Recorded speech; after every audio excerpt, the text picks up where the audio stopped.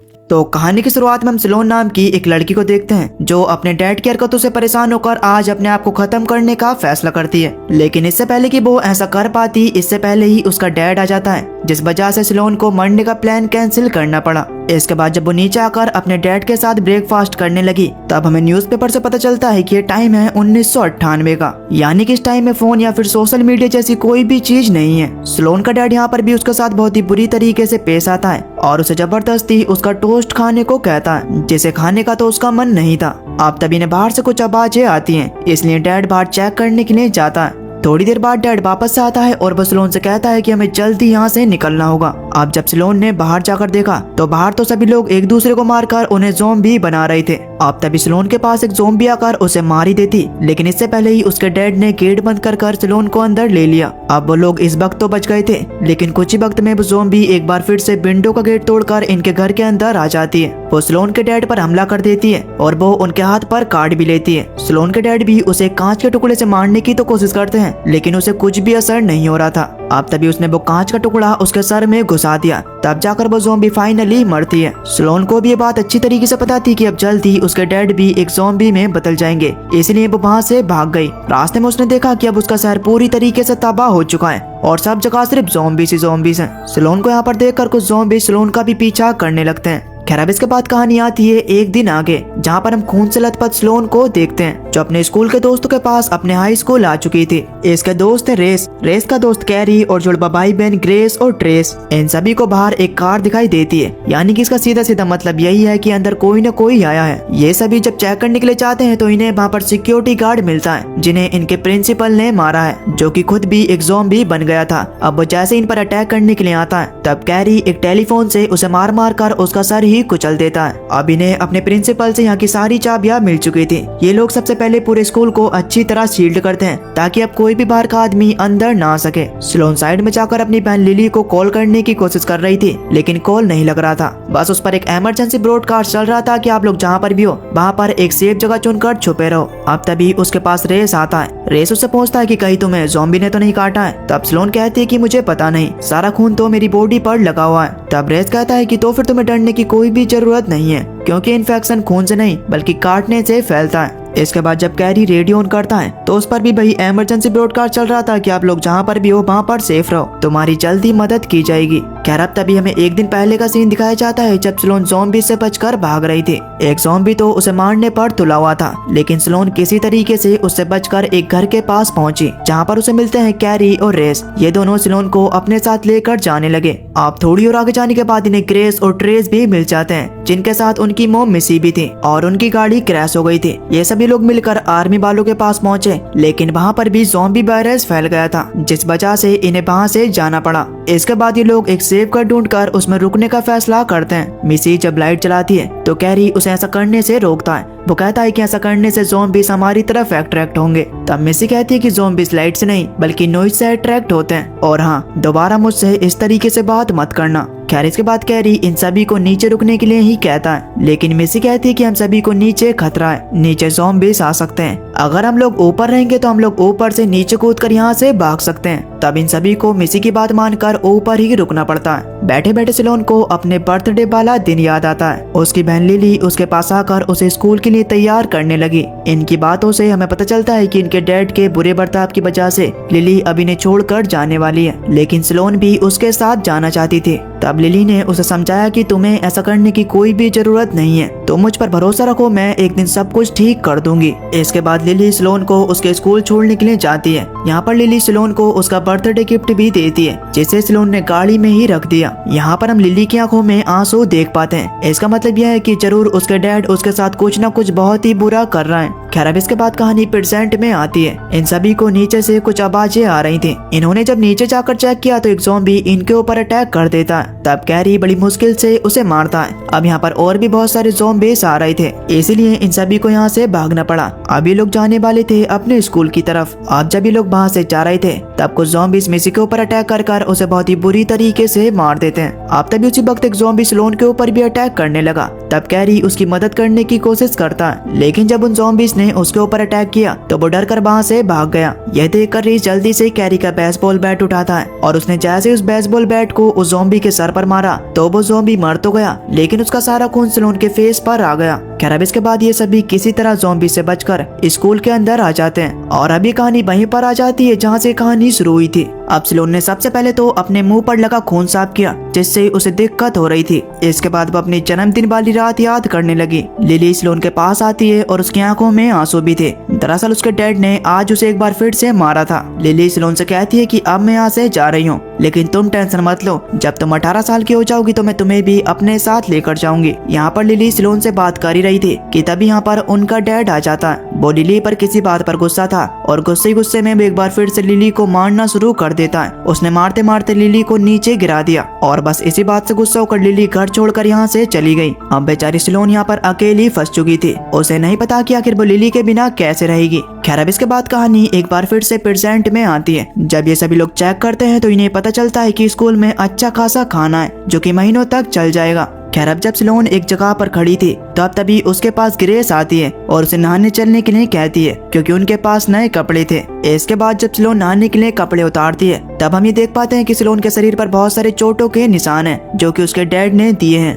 अब इसी चीज से अंदाजा लगा लो कि वो इन दोनों को कितना ज्यादा मारता पीटता था। खैर अब जब ये सभी लोग एक साथ थे तो तभी ने बाहर से कुछ ज़ॉम्बीज़ की आवाज आती है। इन्होंने देखा कि बाहर बहुत सारे ज़ॉम्बीज़ तो हैं लेकिन वो अंदर नहीं आ पा रहे। खैर अब थोड़ी देर में सामने वाले गैस स्टेशन में ब्लास्ट हो गया जिस वजह से सभी ज़ॉम्बीज़ उस तरफ भाग गए। अब जाकर थोड़ी शांति हुई। खैर अब जब ये सभी लोग रात को सो रहे थे तो तभी अचानक से सलोन को ऐसा लगा कि जैसे उसके चेहरे पर किसी ने हाथ फेरा। जब उसने उठकर पीछे देखा तो पीछे उसका डैड खड़ा था, लेकिन अब तभी अचानक से उसकी रियल में आँख खुल जाती है। दरअसल ये सिर्फ एक सलोन का सपना था। खैर अब इसके बाद जब सलोन पानी पीने के लिए गई तो इस बार तो रियल में कोई पीछे से उसे देख रहा था जिसे सलोन भी नोटिस कर लेती है। अब सलोन जल्दी से भागकर सभी के पास जाती है और उन्हें ये बताती है कि हमारे अलावा भी इस स्कूल में कोई न कोई तो है। इसके बाद जब ये लोग चेक करने के लिए गए तो इन्हें एक अलमारी के अंदर इनका टीचर बैक्स्टर सोता हुआ मिलता है। उसके पास एक गन भी थी जिसे उठाकर सलोन जल्दी से रीस को दे देती है। अब तभी बैक्स्टर भी जाग जाता है। बैक्स्टर काफी ज्यादा भूखा था इसलिए ये उसे खाना पानी देते हैं। खाना पानी होने के बाद ये लोग उससे पूछते हैं कि आखिर तुम यहाँ पर कैसे आए। तब बैक्स्टर उनकी बातों का कोई भी सीधा सीधा जवाब नहीं देता है। वो कहता है कि मुझे कुछ भी ठीक से याद नहीं है। खैर अब खाना खाने के बाद बैक्स्टर नहाने के लिए जाने लगता है। कैरी भी उसके साथ साथ जाता है ताकि बैक्स्टर कोई भी चालाकी ना कर सके। इधर सलोन इनसे कहती है कि मुझे नहीं लगता कि बैक्स्टर कोई ठीक आदमी है, इसलिए तुम अपनी गन को तैयार रखना। अब तभी उसी वक्त कैरी उनके पास भागते हुए आता है और उनसे कहता है कि बैक्स्टर इन्फेक्टेड है। मैंने उसके हाथ पर ज़ॉम्बी के काटने का निशान देखा है, मुझे जल्दी से गन दो, मैं उसे शूट करना चाहता हूँ। ये सुन रीस ने उसे गन दे दी, लेकिन अब तभी उसी वक्त वहाँ पर बैक्स्टर भी आ गया। ये लोग बैक्स्टर से कहने लगे कि जल्दी से अपना हाथ दिखाओ, लेकिन बैक्स्टर अपना हाथ दिखाने की बजाय वहाँ से भागने लगा। वो सभी लोग उसे पकड़ने के लिए उसके पीछे पीछे भागते हैं और आखिरकार उन्होंने उसे पकड़ ही लिया। इन सभी ने जब उसका हाथ देखा तो वाकई में उसके हाथ पर किसी ज़ॉम्बी के काटने का निशान था। ये देखकर यहाँ पर सलोन उसे गोली मारने के लिए तैयार थे, लेकिन बैक्स्टर उनसे लगातार एक ही बात कह रहा था कि मैं इन्फेक्टेड नहीं हूँ। अब वो इन्हें पूरी बात बताता है। वो कहता है कि जब मैं अपनी जान बचाकर स्कूल की तरफ आ रहा था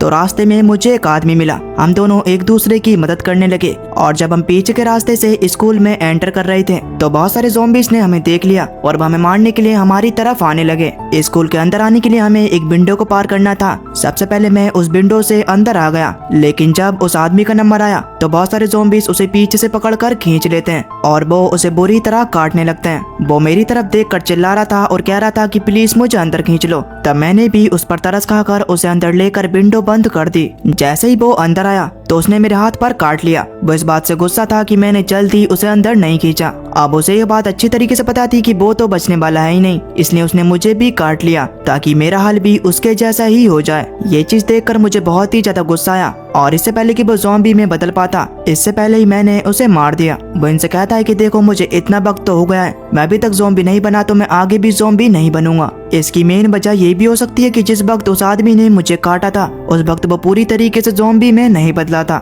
ये सभी लोग उससे पूछते हैं कि आखिर ये सारी घटना किस रूम में हुई। तब बैक्स्टर इन्हें बताता है कि बॉयलर रूम में, लेकिन फिर भी बैक्स्टर की बातों पर कोई भी यकीन नहीं करता। इन्हें लग रहा था कि बैक्स्टर अपने आप को बचाने के चक्कर में झूठ बोल रहा है। इसके बाद कैरी जैसे ही उसे बाहर भेजने के लिए दरवाजा खोलता है तो उसी वक्त बैक्स्टर ने उसके हाथ पर काट लिया। अब उसने सेम वैसा ही कर दिया जैसा उसके साथ हुआ था। इसके बाद ये सभी लोग जल्दी से बैक्स्टर को बाहर भेजकर दरवाजा बंद कर लेते हैं। अब क्योंकि कैरी भी इन्फेक्टेड हो चुका था, इस वजह से ट्रेस उसे मारने के लिए जाता है। ट्रेस कहता है कि जब तक ये ज़ॉम्बी में नहीं बदल जाता तब तक हम इसे नहीं मारेंगे और हम इसे नर्स ऑफिस में बंद कर कर रखेंगे, जिस वजह से हमें भी इससे कोई भी खतरा नहीं रहेगा। तब ट्रेस भी रेस की बात मान जाता है। खैर इसके बाद इन लोगों ने कैरी के हाथ पर पट्टी बांधकर उसे नर्स ऑफिस में बंद कर दिया। खैर अब जब थोड़ी देर बाद स्लोन कैरी के लिए खाना लेकर जाती है तो उसने देखा कि ग्रेस और कैरी आपस में इंटीमेट हो रहा है। इसका मतलब यही है कि अगर कैरी इन्फेक्टेड हुआ तो ग्रेस भी इन्फेक्टेड होगी। इसके बाद कैरी और ग्रेस नीचे बॉयलर रूम में चेक करने के लिए जाते हैं कि आखिर बैक्स्टर इनसे सच बोल रहा था या फिर नहीं। इन्होंने जब वहाँ पर जाकर देखा तो इन्हें ही पता चलता है कि बैक्स्टर इनसे सारी बातें सच बोल रहा था। वहाँ पर वो विंडो भी थी और वहाँ पर उस आदमी की डेड बॉडी भी थी जिसे बैक्स्टर ने मारा था। ये जल्दी से जाकर बाकी सभी को भी ये बात बताते हैं कि बैक्स्टर सच बोल रहा था। अब तभी उसी वक्त वहाँ पर इमरजेंसी ब्रॉडकास्ट चलने लगता है जिसमें बताया जा रहा था कि जो भी लोग जिंदा हैं वो रिफोर्ट की तरफ चले जाएं। वहाँ पर इमरजेंसी शेल्टर बनाए गए जहाँ पर मेडिकल प्रोसेसिंग होगी और अगर आपको किसी पर भी थोड़ा सा भी शक हो कि वो इन्फेक्टेड है तो उससे दूर रहें। अब इन सभी को रिफोर्ट नाम की एक उम्मीद मिल चुकी थी जहाँ पर जाकर शायद ये लोग बच सकते हैं, लेकिन वो जगह इनसे काफी ज्यादा दूर है। वहाँ पर जाने के लिए इन सभी को एक कार का जुगाड़ करना होगा,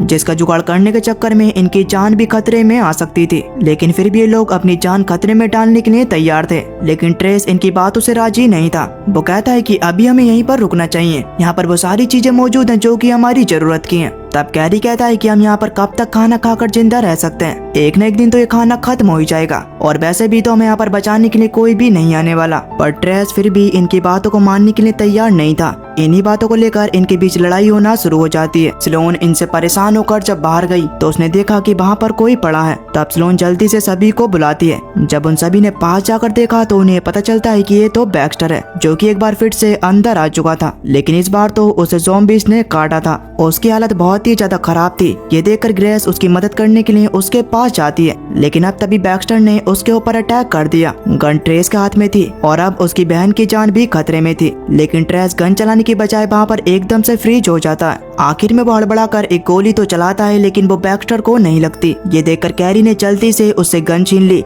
इसके बाद वो बैक्स्टर के पास जाकर उसके सर में गोलियां मारता है, जिससे फाइनली बैक्स्टर मर गया। लेकिन अब इनके लिए बुरी बात तो ये थी कि अब साथ में ग्रेस भी मर रही थी, क्योंकि ट्रेस ने जो गोली मारी थी वो ग्रेस को लगी थी। ट्रेस उसे पकड़कर रोने लगा और अब देखते ही देखते ग्रेस ने उसके हाथों में ही दम तोड़ दिया। अपनी बहन की मौत का वो सारा गुस्सा स्लोन के ऊपर उतारता है और कहता है कि अगर तुम बीच में नहीं आती तो मैं आराम से बैक्स्टर को मार देता। ये देखकर रीस और कैरी ने उसे किसी तरीके से संभाला। ट्रेस का ऐसा बर्ताव देखकर स्लोन वहाँ से भाग जाती है। साइड में स्लोन को अपना भाई पड़ा हुआ फोन दिखाई देता है, जो कि शुरुआत में ही उससे नीचे गिर गया था। उसने जब अपना फोन उठाकर देखा तो उस पर लिली का मैसेज आया हुआ था। लिली ने लिखा हुआ था कि तुम कहाँ पर हो, घर आ जाओ, घर सेफ है। अब स्लोन उस मैसेज का रिप्लाई भी नहीं कर सकती, क्योंकि ना तो वहाँ पर नेटवर्क है और ना ही उसे ये पता है कि उसकी बहन लिली जिंदा भी है या फिर नहीं। लेकिन अब फिर भी उसे किसी भी हालत में अपने घर जाकर चेक करना ही है। अब जब स्लोन इस मैसेज को कैरी और रीस को दिखाती है तब ये दोनों भी उसके साथ चलने के लिए तैयार हो जाते हैं। दरअसल इन लोगों का प्लान ये था कि पहले ये लोग स्लोन के घर जाएंगे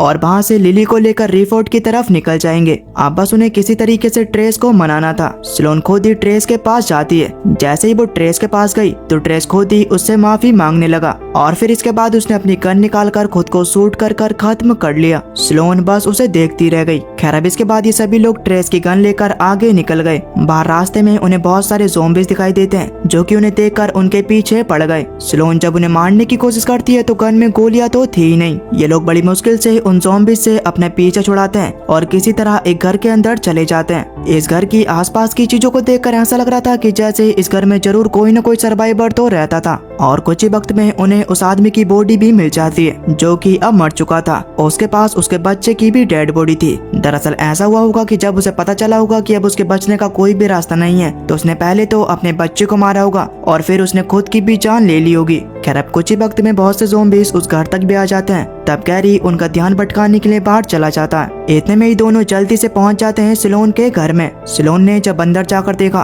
तो उसे पता चलता है कि वहाँ पर लिली तो मौजूद है, लेकिन अब वो एक ज़ॉम्बी बन चुकी है। वो अपनी बहन की ऐसी हालत देखकर बहुत ही ज्यादा इमोशनल हो गई, लेकिन अब वो कर भी क्या सकती थी। अब इससे पहले कि लिली उसके ऊपर अटैक कर पाती, इससे पहले सिलोन ने उसे मार दिया। खैर इसके बाद सिलोन अपने डैड की कार में जाकर बैठ गई, जहाँ पर उसे वही गिफ्ट मिलता है जो कि लिली ने उसे दिया था, जो कि उसने अभी तक नहीं खोला था। सिलोन ने जब उसे खोला तो उसके अंदर वही बातें लिखी हुई थी कि अगर हम दोनों बहनें चाहें तो हम किसी भी मुसीबत का सामना कर सकते हैं। लिली हमेशा से यही चाहती थी कि सिलोन अच्छी तरीके से रहे, और उसने ऐसा करने का हमेशा से ही ट्राई किया था। अपनी बहन की ऐसी बातें लिखी हुई देखकर अब सिलोन भी ये फैसला करती है कि वो किसी भी हालत में अब जिंदा रहेगी। और बस दोस्तों, इसी के साथ ये मूवी यहीं पर खत्म हो जाती है। तो आपको ये मूवी कैसी लगी हमें नीचे कमेंट में जरूर बताना।